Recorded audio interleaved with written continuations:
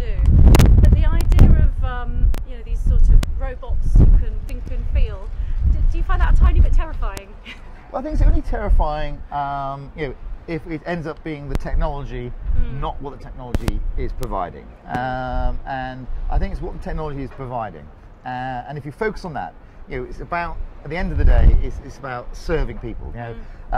Way back in the 1800s, long before mission statements were around, Lord Leverhulme, our founder, sort of came out with this idea about lessening burden for women, lessening the burden of work for women. And if you think about washing powder, if you don't have those products, cleaning clothes, cleaning houses is really tough anyway. Yeah. It's really, really tough if you don't have these products to help you. Yeah. And I think if we just keep that in the back of our mind, how do we make people's lives simpler and better?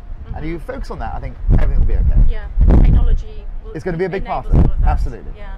And you mentioned content before. Now, in your view, can brands ever be true content producers? Yes. So, you want a long answer? Perhaps elaborate a little.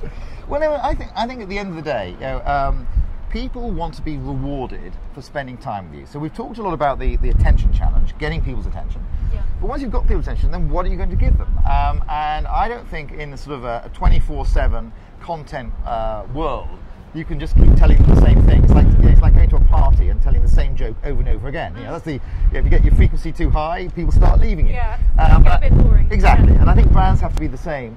They need to have a richer and deeper dialogue, and that's why I think, and something that I'm passionate about and have been for some time, about brands with purpose, or brands that matter, brands with substance. And what's that all about? That is about saying we're going to go beyond just the functional emotional benefits to really find ways that brands, like Dove and Self-Esteem, or Ben & Jerry's and Fair Trade, brands stand for something bigger than just the product. You've got to have a product to buy, but you want an idea to buy into. Yeah. And if you have an idea to buy into, then why not produce content? Why not be a content provider? As long as you're entertaining and relevant and authentic, and you put all those things together, then you get talkability, and that's what we want at the end of the day. And today you've announced your partnership with Vice for the new Broadly channel. Can you just tell us a little bit briefly about how that's come about and why it's so important? Yeah, well, I think it's exciting because I think actually this is not just a great opportunity for Vice and for Unilever, but I think it's also a bit of a sign of the time. So we've been working with Vice for quite some time, and they were working on this idea of a new channel. They are brilliant around the world already for millennials, for 18 to 30-year-olds, and now starting with a channel just for women, which I think is a great thing for them, but a great thing for us, because we're going to take our personal care brands, Dove, Tresemme, Shaw, Rexona, etc., and we're going to engage with one side sort of co-creation of content through to the straight sponsorship, but really being there, penetrating the culture, being part of people's lives as these brands are, but in content which is very relevant for the target audience. So I think it's going to be really exciting. Watch this space. We're going to do some good stuff.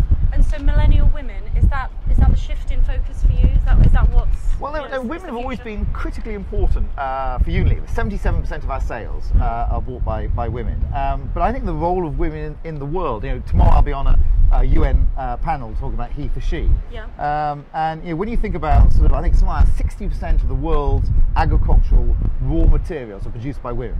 They own 1% of the land. Right. So there's something not right here. And I don't think you can have a healthy business in an unhealthy society.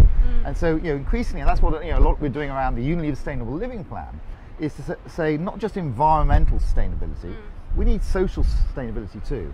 And women, and how we really empower women at scale is going to be a big part of that. And I think we will end up with a better society, a better business, and a better world. And now, maybe this is a bit superficial, but you perhaps wouldn't think of a traditional company like Unilever partnering up with a brand like Vice. Why does it work so well from your point of view?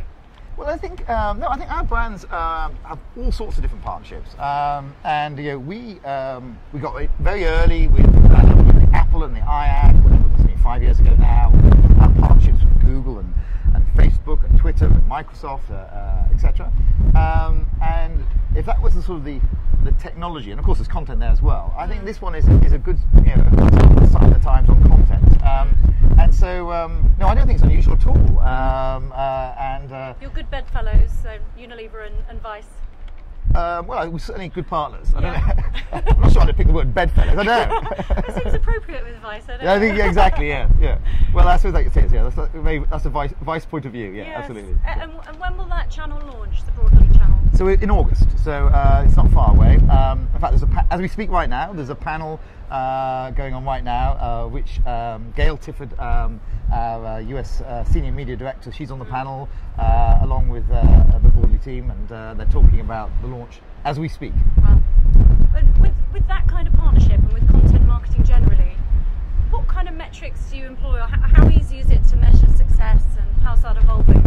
Well, so no, we started the partnership right with ROI as a foundation. So I've learned this as well. Yes, you've got to start with a solid base of business, because you need to, for a partnership to grow, and that's what you want it to be, it needs to be a success. Yeah. So you need to be right up front about what's success for Vice in this example, and what's success for Unilever. Yeah. And if you get that clear at the beginning, then your chances of success and the partnership growing is high.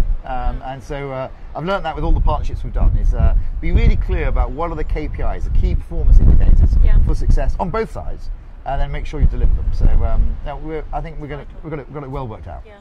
Well, thank you so much, Keith. It's been fantastic chatting to you here on this blustery balcony. This is rather blustery, isn't it? Yes. I know. So, no, nice to talk to you too. Well, thank and you very I'm much. glad we weren't blown over the edge. At least hang on to the railings. And enjoy the rest of your can. Will do. Thank you. Thank you.